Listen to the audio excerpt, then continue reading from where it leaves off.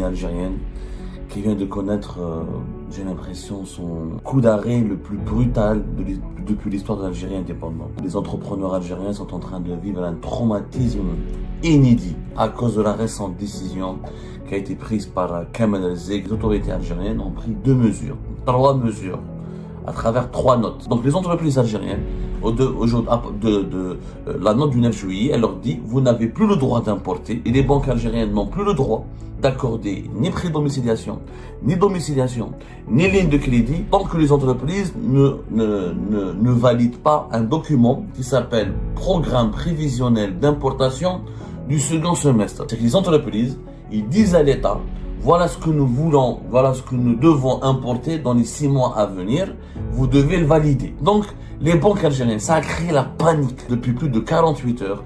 C'est la panique dans toutes les banques. On nous demande d'arrêter, de ne pas payer les fournisseurs. C'est un blocage des importations. C'est-à-dire que les entreprises algériennes, elles doivent se préparer à fermer. D'ailleurs, les entrepreneurs algériens, beaucoup de chefs d'entreprise qui sont en train de... Même dans les pays socialistes, archaïques, ils ne le font plus. Autoriser tout. En réalité, les banquiers d'ailleurs, ils l'ont compris, c'est que Kamel El-Zek a été instruit par Tebboune de bloquer les importations, de réduire la facture des importations. L'économie algérienne qui vient de connaître, j'ai l'impression, son coup d'arrêt le plus brutal depuis l'histoire de l'Algérie indépendante. C'est un coup d'arrêt, c'est un traumatisme. Les entrepreneurs algériens sont en train de vivre un traumatisme inédit. Je dis bien un traumatisme inédit à cause de la récente décision qui a été prise par Kamel El-Zek. Rappelez-vous, de cela quelques jours, je l'ai dit, Kamel El-Zek, c'est une catastrophe pour la gouvernance en Algérie. Je l'ai dit, et je m'attelle, le Kamel El-Zek est en train de ruiner, je dis bien de ruiner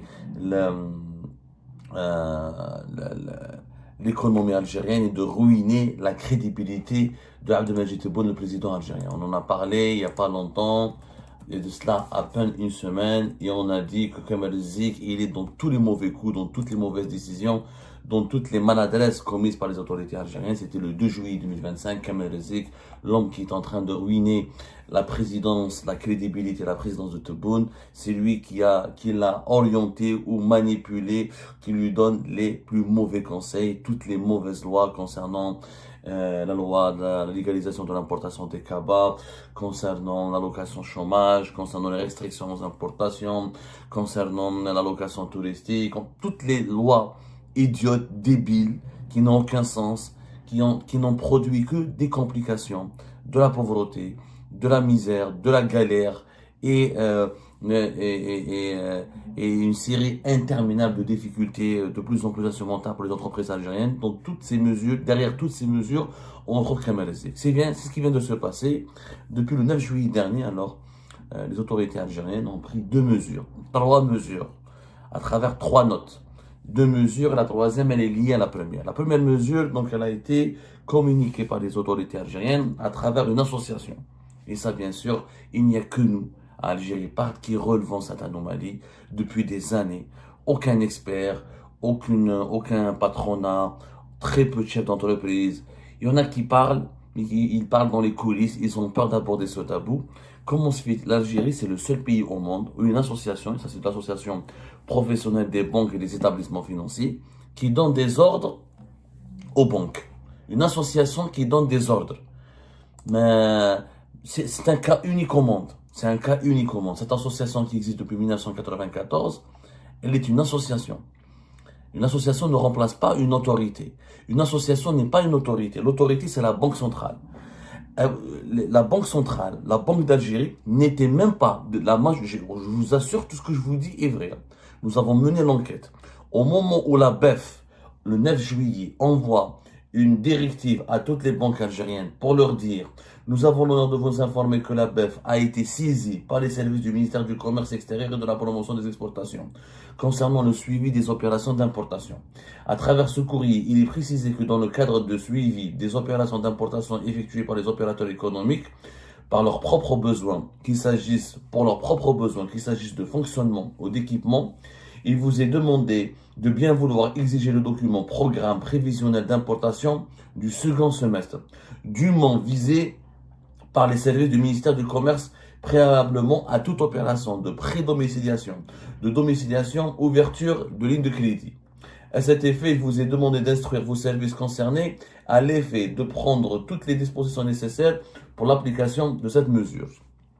La BEF, une association, c'est pas la Banque d'Algérie qui est la Banque d'Algérie, c'est une autorité. C'est elle qui est normalement le régulateur et le contrôleur du secteur bancaire. En Algérie, c'est pas la Banque d'Algérie qui parle, c'est une association, Jemaïa, qui existe depuis 1994 et dont les statuts sont très clairs.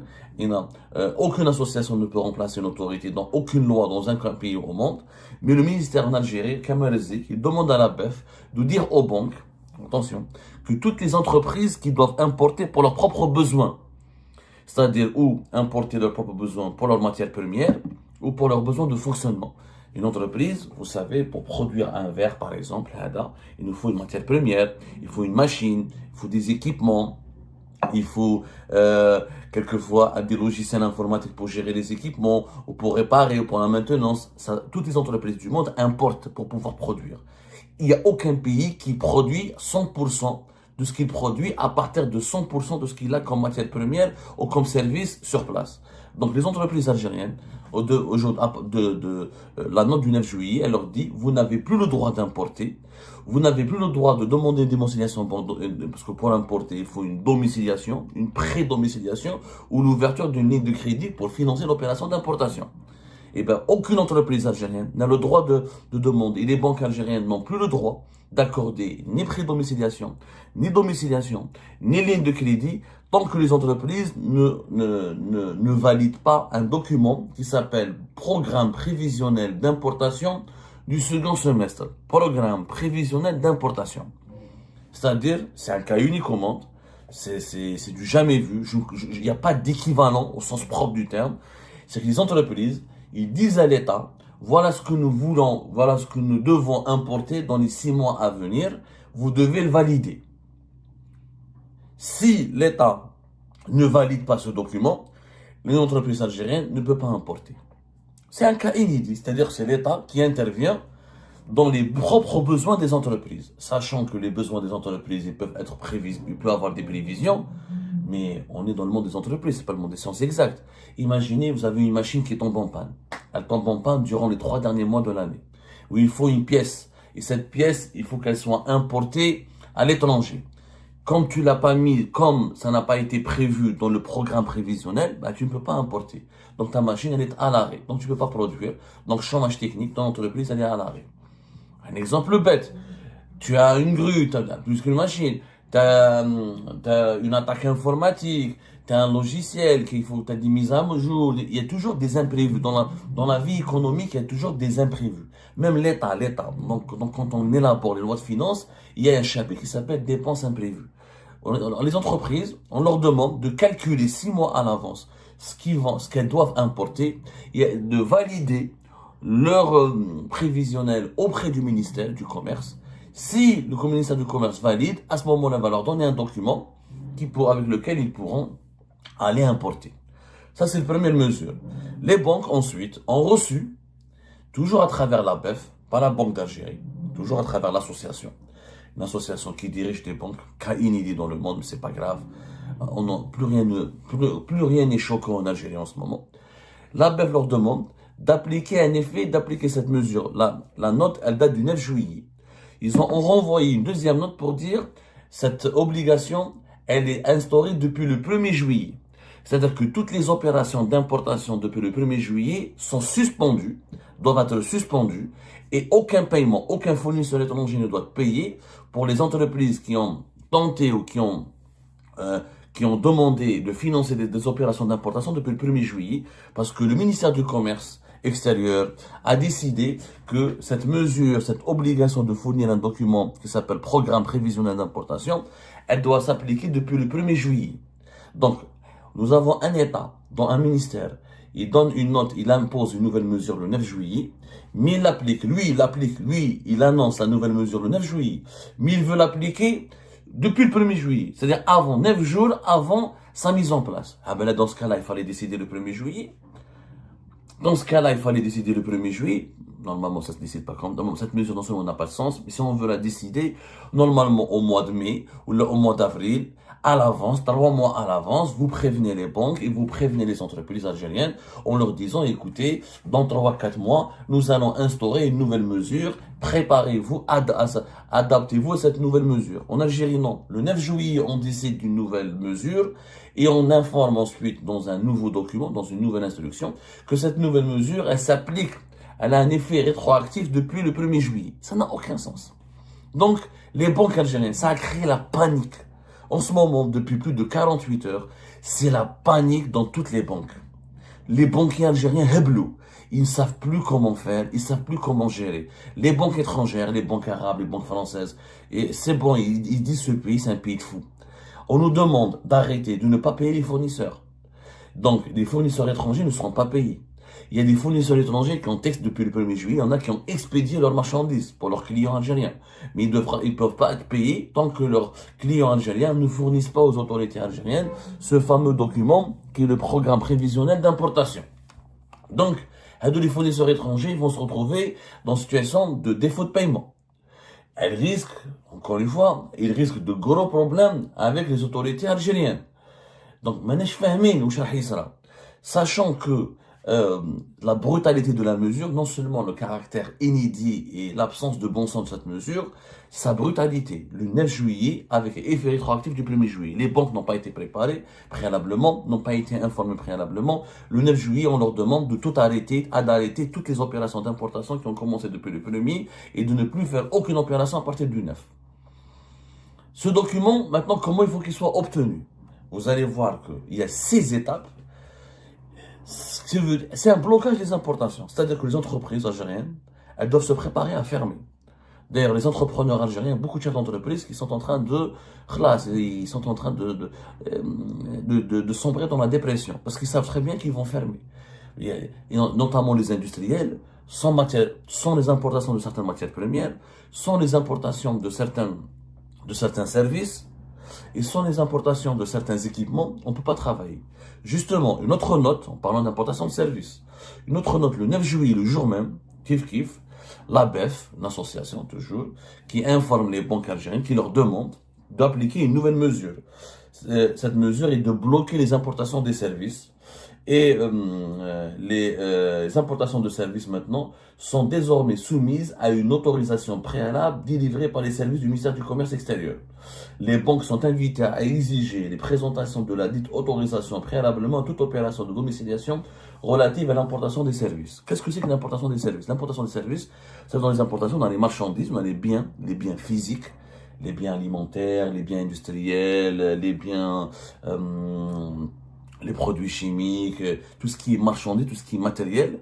Il y a aussi les importations des services. Les importations des services, par exemple, l'achat de logiciels, payer une prestation d'un architecte qui est basé à l'étranger, par exemple, d'un bureau d'études qui est basé à l'étranger, payer payer une prestation d'un opérateur qui a fait surtout les études, le consulting, les prestations informatiques, encore une fois, surtout les logiciels informatiques, surtout les logiciels de comptabilité. Par exemple, les banques algériennes, elles importent des services. Par exemple, le SWIFT, ils utilisent un SWIFT qui est une sorte de moyen de paiement international, d'un canal de paiement international sécurisé et réglementé. Eh ben, il faut payer. Ce système, il y a des frais, les banques doivent payer. C'est ça. Les visas, cartes Visa, Mastercard, ça c'est des services. Pour avoir des cartes Visa, pour avoir des cartes bancaires Visa et Mastercard, il faut payer un certain nombre de frais à des sociétés qui s'appellent Visa et Mastercard. Ça, c'est des importations de services. Et ben aujourd'hui, on ne peut plus utiliser certaines plateformes internationales, certains messageries sécurisés, certains canaux bancaires, certains services, etc., sans passer par une autorisation du ministère du Commerce. Déjà, en Algérie, il faut savoir que l'importation de services, elle est dans la majorité des cas, pour ne pas dire pratiquement dans tous les cas, soumise à une autorisation de la Banque d'Algérie.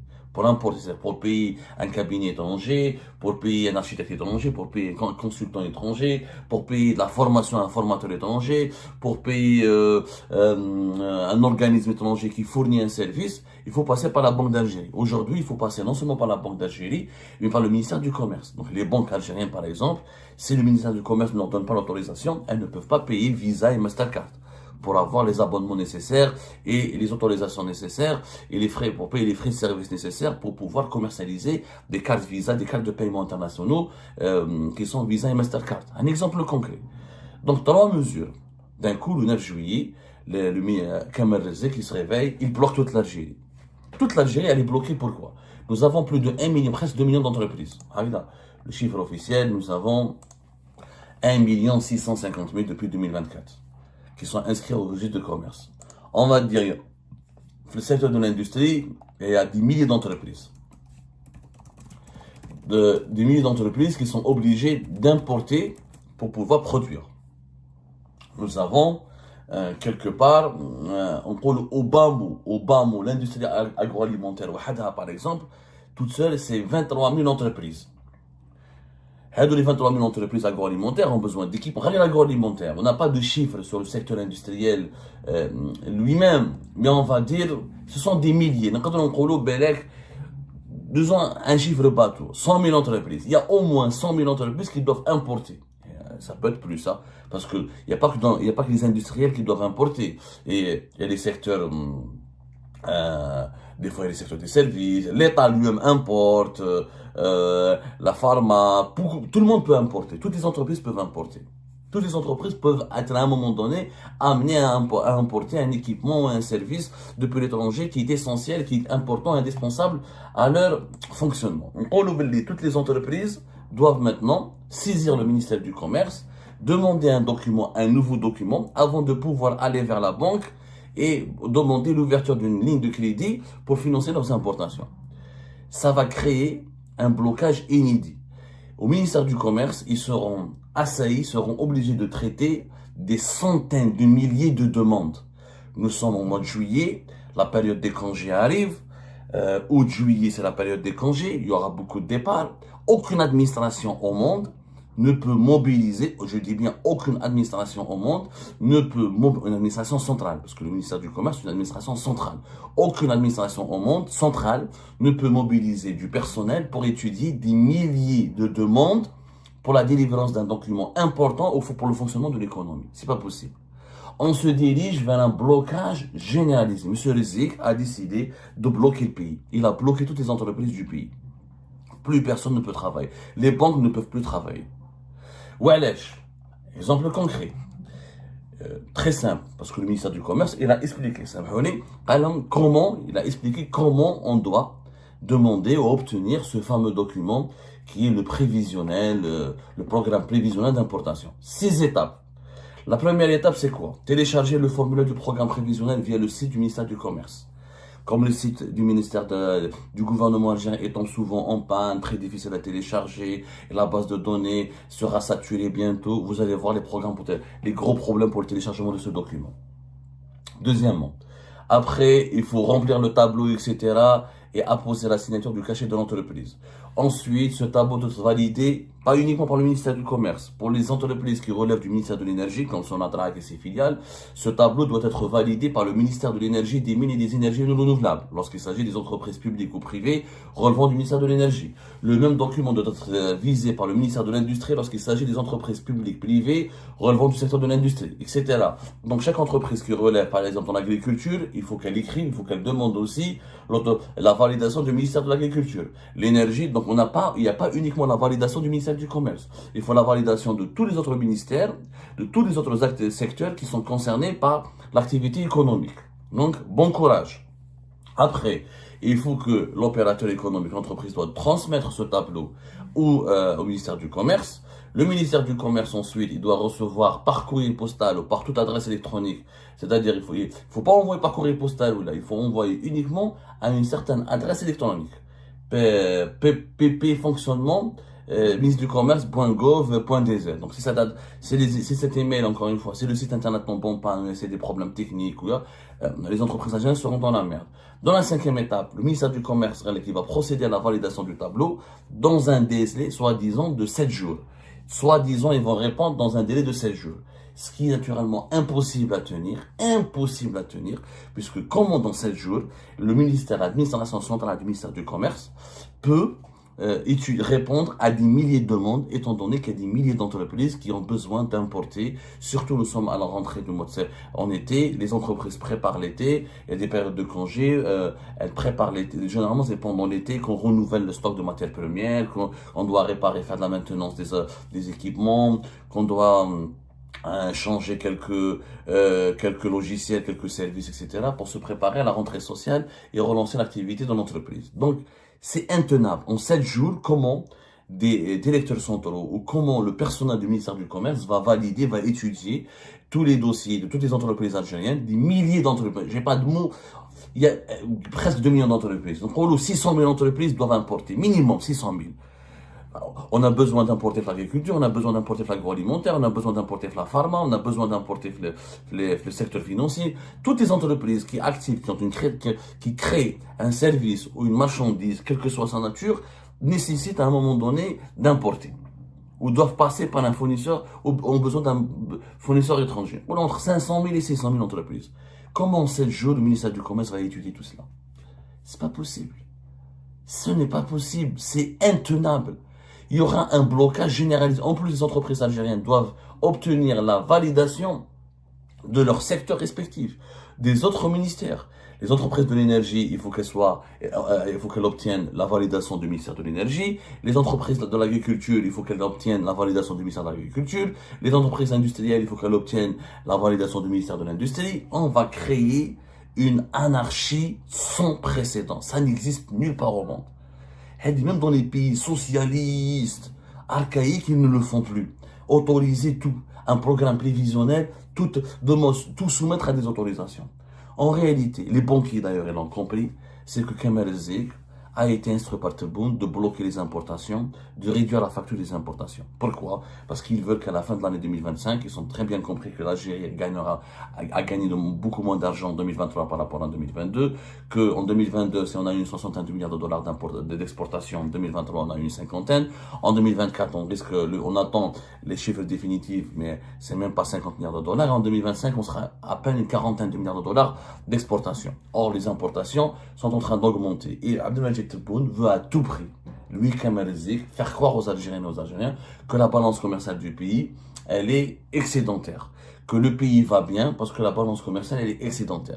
Ça, c'est Tebboune et Zik qui pensent que les Algériennes et les Algériens sont cons. Quand ils verront que la balance commerciale est excédentaire, ils vont croire que leur pays va bien. Ça n'a aucun sens. À quel prix?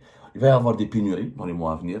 Il va y avoir des pannes au niveau des entreprises, des périodes de chômage technique, des pannes techniques, impossibilité de travailler. Il va y avoir une pénurie de matières premières et d'équipements pour les entreprises qui va créer une pénurie de produits de large consommation qui va alimenter l'inflation. Et vous allez voir l'inflation à partir du mois de septembre, comment elle va passer de 4% jusqu'à 6 voire 7% et on se donnera rendez-vous. Vous allez voir ce qui va se passer. Les entreprises algériennes sont aujourd'hui dans une situation d'une grande indélicatesse.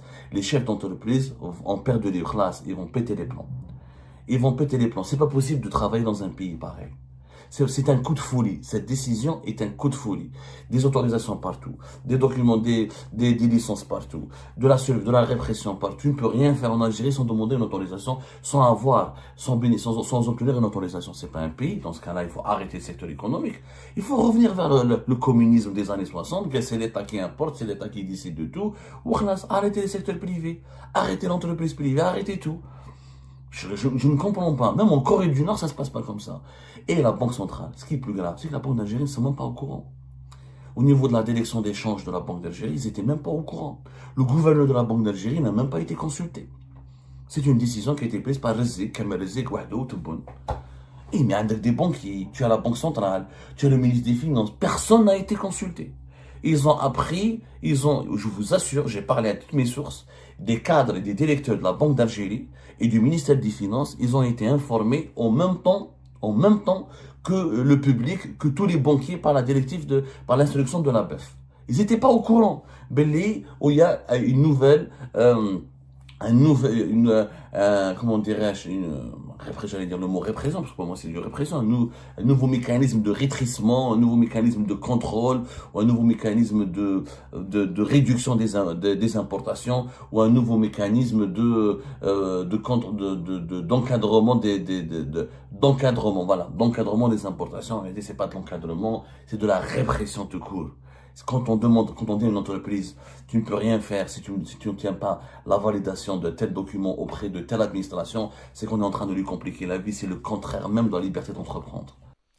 Et ben voilà les amis, c'est la fin de cette vidéo. Je vous remercie comme d'habitude pour avoir suivi jusqu'à la fin. N'oubliez pas de nous laisser vos commentaires et vos réactions sur cette vidéo et de vous abonner à la chaîne si vous n'êtes pas encore abonné. Donc voilà, ça fait vraiment plaisir de voir vos commentaires et vos réactions et vos discussions sur la section des commentaires. C'est très intéressant et je vous prie toujours de garder le respect et un petit peu la bonne ambiance pour tout le monde. Donc voilà, merci beaucoup et à la prochaine dans une nouvelle vidéo. Au revoir.